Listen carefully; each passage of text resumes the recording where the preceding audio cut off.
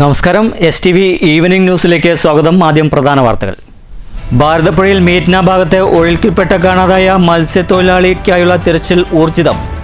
തിരച്ചിൽ നടത്തുന്നത് പാലക്കാട് നിന്നെത്തിയ സ്കൂബ സംഘവും ഫയർഫോഴ്സും സിവിൽ ഡിഫൻസ് അംഗങ്ങളും ചേർന്ന്. പുഴയിൽ കാണാതായത് മത്സ്യത്തൊഴിലാളിയായ 58 വയസ്സുള്ള യൂസഫിനെ. ചേലക്കരയിൽ ഓടിക്കൊണ്ടിരുന്ന സ്വകാര്യ ബസ്സിൽ നിന്നും തെറിച്ചു വീണ് മധ്യവയസ്കയ്ക്ക് ഗുരുതര പരിക്ക്. ബസ്സിൽ നിന്നും തെറിച്ചു വീണത് പയങ്കുളം സ്വദേശിനി സുശീല. പുതുപരിയാരത്ത് ഓടിക്കൊണ്ടിരുന്ന സ്കൂട്ടറിന് തീപിടിച്ചു. യാത്രക്കാരൻ അത്ഭുതകരമായി രക്ഷപ്പെട്ടു.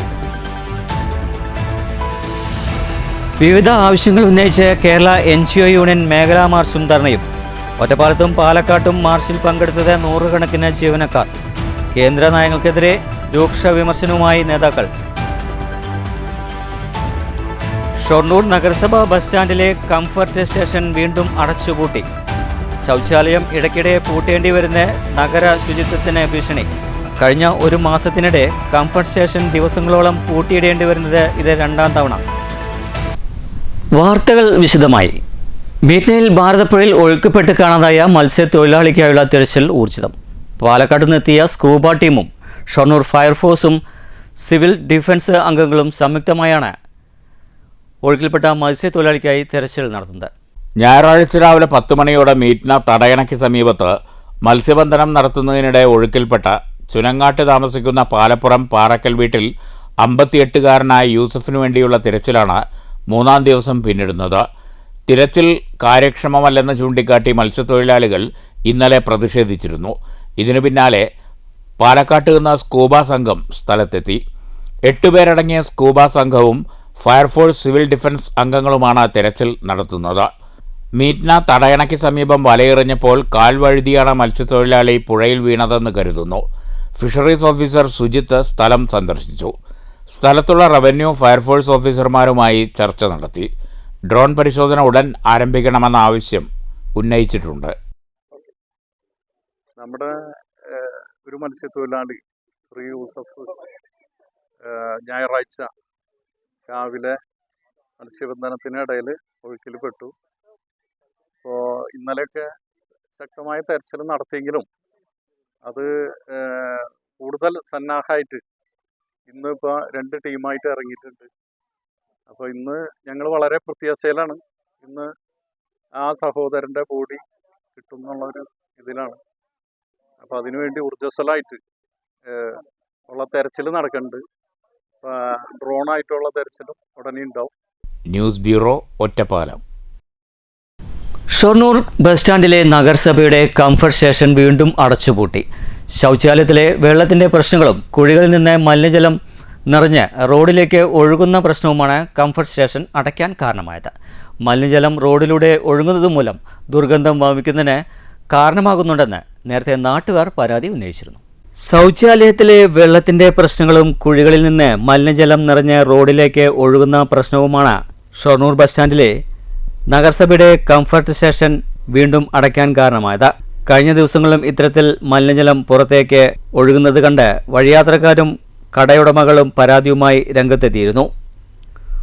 1 മാസം മുൻപ് ഇതേ പ്രശ്നത്താൽ കംഫർട്ട് സ്റ്റേഷൻ അടച്ചിടുകയും 15 ദിവസത്തിന് ശേഷം പ്രശ്നം പരിഹരിച്ച് തുറന്നു കൊടുക്കുകയും ചെയ്തിരുന്നു. ഷൊർണൂർ മാർക്കറ്റിലേക്ക് നിരവധി ആളുകൾ എത്തുന്നത് ഈ റോഡിലൂടെയാണ്. മലിനജലം റോഡിലൂടെ ഒഴുകുന്നത് ദുർഗന്ധം വമിക്കുന്നതിനും കാരണമാകുന്നുണ്ടെന്ന് നാട്ടുകാർ മാസങ്ങൾക്ക് മുൻപ് തന്നെ പരാതി ഉന്നയിച്ചിരുന്നു. നിരവധി ബസ് ജീവനക്കാരാണ് ഷൊർണൂർ കംഫർട്ട് സ്റ്റേഷനെ ആശ്രയിക്കുന്നത്. തൃശൂർ ഒറ്റപ്പാലം റൂട്ടിലോടുന്ന ബസ്സുകൾക്ക് ഷൊർണൂർ ബസ് സ്റ്റാൻഡിലേക്ക് നിർത്തിയിടാൻ കുറച്ച് സമയമാണ് ലഭിക്കുന്നത്. നിരവധി സ്കൂൾ വിദ്യാർത്ഥികളും യാത്രക്കാരും കംഫർട്ട് സ്റ്റേഷനെയാണ് ഉപയോഗപ്പെടുത്തിയിരുന്നത്. കംഫർട്ട് സ്റ്റേഷൻ സമീപത്തായി നിരവധി വ്യാപാര സ്ഥാപനങ്ങളാണ് സ്ഥിതി ചെയ്യുന്നത്. News centre, Shoranur. ഒറ്റപ്പാലത്തെ കേരള NGO യൂണിയൻ മേഖലാ മാർച്ചും ധർണയും നടന്നു. ഈസ്റ്റ് ഒറ്റപ്പാലത്ത് നിന്ന് ആരംഭിച്ച മാർച്ച് മുനിസിപ്പൽ ഓപ്പൺ ഓഡിറ്റോറിയത്തിൽ സമാപിച്ചു. കേരള NGO യൂണിയൻ കേരള സംസ്ഥാന ജീവനക്കാരുടെ ഏറ്റവും വലിയ സമര സംഘടനയായ കേരള NGO യൂണിയൻ സംസ്ഥാന ജീവനക്കാരുടെ അവകാശങ്ങൾ നേടിയെടുക്കുന്നത് ഏറ്റവും ഉയർന്ന പോരാട്ടങ്ങളുടെ കേരള NGO യൂണിയൻ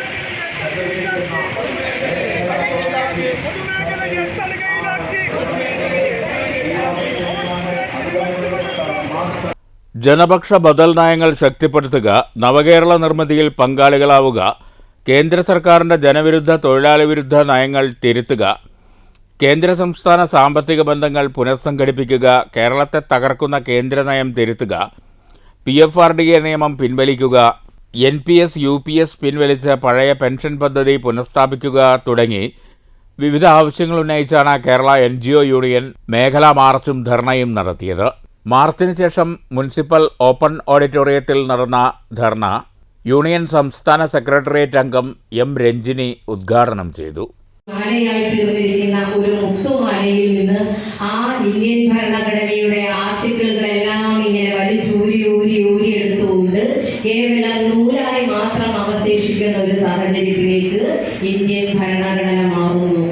ആ ഭരണഘടന മാറുമ്പോൾ അന്ന് ദീർഘവീക്ഷണത്തോടുകൂടി ഈ ഭരണഘടന രൂപകൽപ്പന ചെയ്തവർ ഈ നാടിന്റെ മനുഷ്യർ എങ്ങനെ ജീവിക്കണം, അവൻ എങ്ങനെ സമത്വത്തോടെ ഈ നാട്ടിൽ ജീവിക്കാൻ പറ്റും, അവൻ അതിന് തക്ക രീതിയിലുള്ള സാഹചര്യങ്ങൾ ഒരുക്കുന്നതിന് വേണ്ടി എന്ത് ചെയ്യണം, അവനൊരു അനീതി നേരിട്ട് കഴിഞ്ഞാൽ അതിനുള്ള പ്രതിവിധി എന്താണ് എന്ന രീതിയിലെല്ലാം പറയുന്ന ഈ സംവിധാനത്തിനെ തകർക്കുക എന്നുള്ളതാണ് കേന്ദ്രം ഭരിക്കുന്ന ഭരണകൂടത്തിന്റെ പ്രധാനമായിട്ടുള്ള അജണ്ട.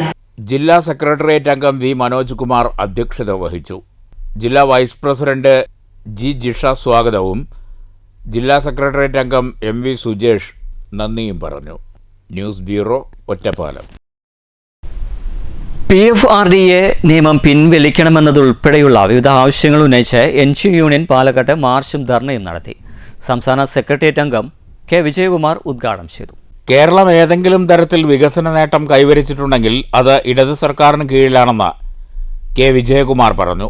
കേരളത്തെ തകർക്കാനാണ് കേന്ദ്ര സർക്കാരും പ്രതിപക്ഷ മാധ്യമങ്ങളും ശ്രമിക്കുന്നതെന്നും വിജയകുമാർ ആരോപിച്ചു. ഇടത് ഗവൺമെന്റുകളുടെ നടപടികളാണ് കേരളത്തെ ഇന്ന് ലോകത്തിന്റെ നെറുകയിൽ ലോകത്തെ ഒരു മാതൃകാ നാട് എന്നുള്ള രീതിയിലേക്ക് മാറ്റി തീർത്തിട്ടുള്ളത്. ഇങ്ങനെ ചരിത്രം പറയുമ്പോ 57 മുതലുള്ള ഈ കാലഘട്ടങ്ങളിൽ എടുത്ത് പരിശോധിച്ചു നോക്കുമ്പോ ഓരോ ഘട്ടങ്ങളിലും 57 അധികാരത്തിൽ വന്ന ഗവൺമെന്റ് 59 ആ ഗവൺമെന്റിനെ പിരിച്ചുവിടുന്നു, EMS ഗവൺമെന്റിനെ. പിന്നീടുള്ള ഒരു 8 വർഷക്കാലം വലതുപക്ഷമാണ് ഭരിക്കുന്നത്. പങ്കാളിത്ത പെൻഷൻ പദ്ധതി PFRDA നിയമം പിൻവലിക്കുക, വിലക്കയറ്റം ചെറുക്കുക, ശമ്പള പരിഷ്കരണ കമ്മീഷനെ നിയമിക്കുക തുടങ്ങിയ ആവശ്യങ്ങൾ ഉന്നയിച്ചാണ് മാർച്ചും ധർണയും സംഘടിപ്പിച്ചത്. ജില്ലാ ജോയിന്റ് സെക്രട്ടറി B. രാജേഷ് അധ്യക്ഷത വഹിച്ചു. ജില്ലാ secretary K. Santhosh Kumar, PK Ramadas എന്നിവർ പ്രസംഗിച്ചു. News bureau, Palakkad. കഞ്ചിക്കോട് ഭാഗത്ത് വീണ്ടും ഭീതി വിതച്ച് PT അഞ്ചാമൻ. ഏറെക്കാലമായി ഭീതി വിതയ്ക്കുന്ന PT അഞ്ചാമനിൽ നിന്നും മോചനം ലഭിക്കാത്ത ദുരവസ്ഥയിലാണ് കഞ്ചിക്കോട് കാഞ്ഞിരങ്കാട് പ്രദേശത്തെ ജനങ്ങൾ. PT അഞ്ചാമനെ നാടുകടത്തണമെന്ന ആവശ്യത്തോടെ വനം വകുപ്പ് മുഖം തിരിഞ്ഞു നിൽക്കുന്നത് പ്രദേശവാസികളിൽ പ്രതിഷേധത്തിന് ഇടയാക്കിയിട്ടുണ്ട്. കഴിഞ്ഞ ദിവസം രാത്രി മുതൽക്കാണ് കഞ്ചിക്കോട് പ്രദേശത്ത് PT അഞ്ചാമൻ വീണ്ടും നിലയുറപ്പിച്ചത്. കൃഷിക്കും മനുഷ്യർക്കും ഭീഷണിയായ PT അഞ്ചാമനെ നാടുകടത്തണമെന്ന ആവശ്യത്തോടെ വനം വകുപ്പ് മുഖം തിരിച്ചു നിൽക്കുന്നത് പ്രദേശവാസികളിൽ പ്രതിഷേധത്തിന് ഇടയാക്കിയിട്ടുണ്ട്. ഒരു കണ്ണിന് കാഴ്ച കുറഞ്ഞ PT അഞ്ചാമന് ചികിത്സ നൽകി ഉൾക്കാട്ടിലേക്ക് കയറ്റിവിടുമെന്ന വനം വകുപ്പിൻ്റെ പ്രഖ്യാപനം നീണ്ടുപോവുകയാണ്. കുങ്കിയാനകളെ എത്തിച്ച് PT അഞ്ചാമനെ ഉൾക്കാട്ടിലേക്ക് കടത്തുന്നതിന് പകരം നാടുകടത്തണമെന്നാണ് നാട്ടുകാരുടെ ആവശ്യം. ഇരുട്ടിൻ്റെ മറവിൽ വീടുകളിൽ കയറുകയും നാശം വിതയ്ക്കുകയും ചെയ്യുന്ന PT അഞ്ചാമൻ ഒരു പ്രദേശത്തിൻ്റെയാകെ പേടി സ്വപ്നമാണ്. News bureau, Palakkad. ചേലക്കരയിൽ ഓടിക്കൊണ്ടിരുന്ന സ്വകാര്യ ബസ്സിൽ നിന്ന് വീണ് മധ്യവയസ്കയുടെ കൈയൊടിഞ്ഞു. പൈങ്കുളം സ്വദേശിനി 56 വയസ്സുള്ള സുശീലയ്ക്കാണ് ഗുരുതരമായി പരിക്കേറ്റത്. രാവിലെ 10 മണിയോടെ വാഴക്കോട് പ്ലാഴി റോഡിലെ ചേലക്കര ബസ് സ്റ്റാൻഡിനടുത്തായിരുന്നു അപകടം. പാഞ്ഞാൾ പൈങ്കുളം സ്വദേശിനി 56 വയസ്സുള്ള സുശീലയ്ക്കാണ് അപകടത്തിൽ പരിക്കേറ്റത്. ഷൊർണൂർ ചേലക്കര റൂട്ടിലോടുന്ന സ്വകാര്യ ബസ്സിൽ നിന്ന് വീണാണ് മധ്യവയസ്കയുടെ കൈയൊടിഞ്ഞത്. വലതുകൈക്ക് ഗുരുതരമായി പരിക്കേറ്റു. മുതലാഞ്ചിറ എന്ന സ്വകാര്യ ബസ്സിൽ നിന്നാണ് സുശീല വീണത്. ചേലക്കര സ്റ്റാൻഡിൽ ഇറങ്ങുന്ന സമയത്ത് ബസിന്റെ മുൻവശത്തെ വാതിൽ തുറന്ന് സുശീല പുറത്തേക്ക് വീഴുകയായിരുന്നു. കൈക്ക് പരിക്കേറ്റ സുശീലയെ ഉടൻ തന്നെ ചേലക്കര താലൂക്ക് ആശുപത്രിയിൽ പ്രവേശിപ്പിച്ചു. പ്രാഥമിക ചികിത്സയ്ക്ക് ശേഷം കൂടുതൽ വിദഗ്ധ ചികിത്സയ്ക്കായി തൃശൂർ മെഡിക്കൽ കോളേജ് ആശുപത്രിയിലേക്ക് മാറ്റി. News bureau, Thrissur. പുതുപ്പരിയാരത്തിന് സമീപം ഓടിക്കൊണ്ടിരുന്ന സ്കൂട്ടറിന് തീപിടിച്ചു. മുണ്ടൂർ ഭാഗത്തുനിന്നും പാലക്കാട് ഭാഗത്തേക്ക് വരികയായിരുന്ന ആക്റ്റീവ സ്കൂട്ടറിലാണ് തീപിടിച്ചത്. യാത്രക്കാരൻ പരുക്കുകളില്ലാതെ അത്ഭുതകരമായി രക്ഷപ്പെട്ടു. ചൊവ്വാഴ്ച രാവിലെ 8:30 പാലക്കാട് കോഴിക്കോട് സംസ്ഥാന പാതയിൽ പുതുപ്പരിയാരത്തിന് സമീപമായിരുന്നു സംഭവം. മുണ്ടൂർ ഭാഗത്തുനിന്നും പാലക്കാട് ഭാഗത്തേക്ക് വരികയായിരുന്ന ആക്റ്റീവ സ്കൂട്ടറിലാണ് തീ പിടിച്ചത്. വാഹനത്തിന് മുന്നിൽ തീ പടരുന്നത് കണ്ട് റോഡിലുള്ളവരാണ് സ്കൂട്ടർ യാത്രികനെ ഇക്കാര്യം അറിയിച്ചത്.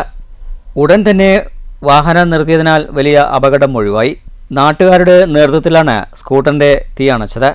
തീ പിടിക്കാനുണ്ടായ കാരണം വ്യക്തമല്ല. സ്കൂട്ടറിൽ തീ പിടിച്ചതിനെ തുടർന്ന് റോഡിലൂടെ പോകുന്ന മറ്റു വഴി യാത്രക്കാരും സമീപത്തെ കച്ചവടക്കാരും പരിഭ്രാന്തിയിലായി. സാധാരണ രീതിയിൽ ഇലക്ട്രിക് സ്കൂട്ടറുകൾക്കാണ് തീ പിടിക്കുക എങ്കിലും പെട്രോൾ സ്കൂട്ടറിന് തീ പിടിക്കുന്നത് അപൂർവമാണെന്നും യാത്രക്കാരൻ പറയുന്നു. News bureau, Palakkad.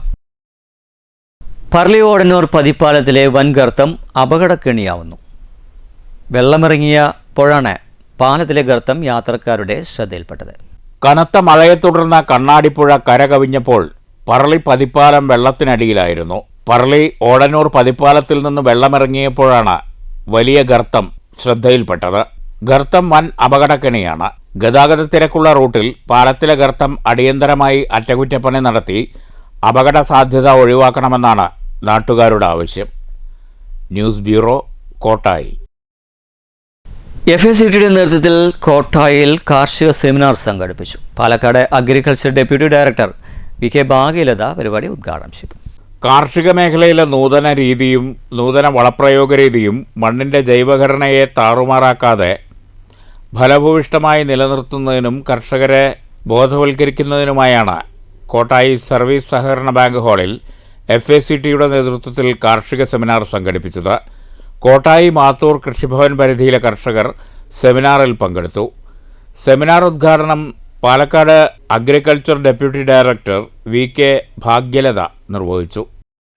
കാണുന്നത് പക്ഷെ ഇന്നത്തെ ഒരു ഓഡിയൻസിൽ വളരെ സന്തോഷമുണ്ട്. കുറച്ച് പ്രായമായിട്ടുള്ളവരും ഉണ്ട്, ചെറുപ്പക്കാരും ഉണ്ട്, കുറെ വനിതകളും ഉണ്ട്. അപ്പൊ അതിലൊരു സന്തോഷമുണ്ട്.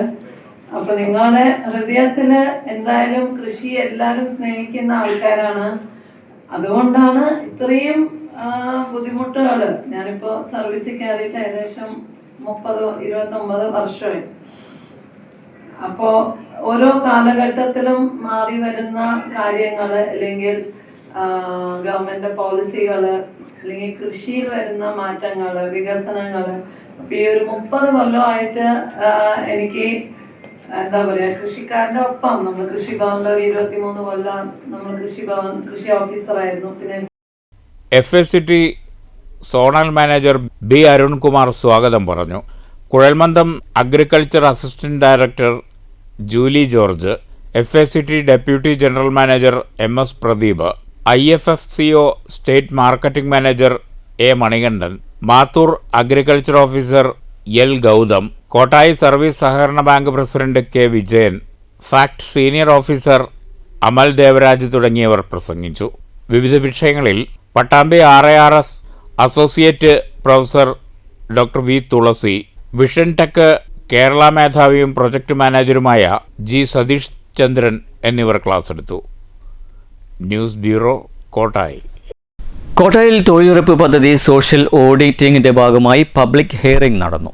ഗ്രാമപഞ്ചായത്ത് കമ്മ്യൂണിറ്റി ഹാളിൽ നടന്ന hearing panchayat president A Sathish ഉദ്ഘാടനം ചെയ്തു. തൊഴിലുറപ്പ് പദ്ധതിയുമായി ബന്ധപ്പെട്ട് നടപ്പാക്കുന്ന സോഷ്യൽ ഓഡിറ്റിംഗ് പ്രക്രിയയിലെ സുപ്രധാന പ്രവർത്തനമാണ് പബ്ലിക് ഹിയറിംഗ്. പദ്ധതി കൂടുതൽ കാര്യക്ഷമമായി നടപ്പാക്കുന്നതിനാവശ്യമായ ക്രിയാത്മക നിർദ്ദേശങ്ങൾ രൂപപ്പെടുത്തുക എന്ന ലക്ഷ്യത്തോടെയാണ് ഹിയറിംഗ് സംഘടിപ്പിച്ചത്. കോട്ടായി പഞ്ചായത്ത് കമ്മ്യൂണിറ്റി ഹാളിൽ നടന്ന public hearing president A Sathish ഉദ്ഘാടനം ചെയ്തു. നമുക്ക് ഇനി ഇൻഡിവിജ്വൽ മസ്റ്റുകളായിരിക്കുമെന്ന് ഞാൻ സൂചിപ്പിച്ചു.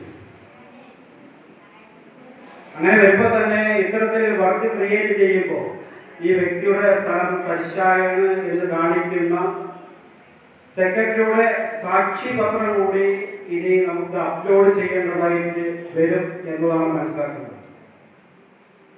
അത് തന്നെയാണ് ഇനി ഈ സ്ഥലത്ത് ഒരു ചെറിയ ഭാഗം മാത്രമാണ് തരിശായി കിടക്കുന്നതെങ്കിൽ ആ ഭാഗത്ത് മാത്രം ലൊക്കേഷൻ മാപ്പിൽ രേഖപ്പെടുത്തി സാക്ഷ്യപ്പെടുത്തിയ ശേഷം ആ സാക്ഷ്യപത്രം തരിശുഭൂമി ആ സ്ഥലപ്രദേശം തരിശുഭൂമിക്ക് കൃഷിക്ക് അനുയോജ്യമാക്കാൻ കഴിയുന്ന തരത്തിലാണ് ഈ പ്രവൃത്തിയുടെ പുതിയ ഉത്തരവ് പ്രകാരം നമുക്ക് ഏറ്റെടുത്ത് നടപ്പാക്കാൻ വേണ്ടി കഴിയുക.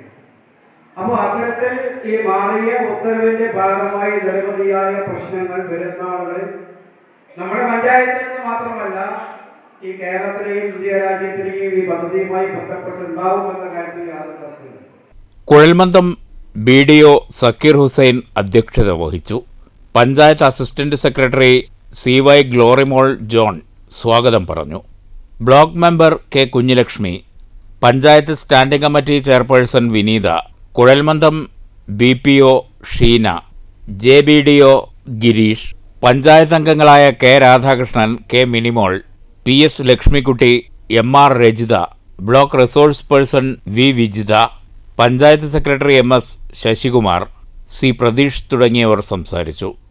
News bureau, Kottayi. Parli academic teachers complex Edathara government UP സ്കൂളിൽ നടന്നു. AEO ബിന്ദു പരിപാടി ഉദ്ഘാടനം ചെയ്തു.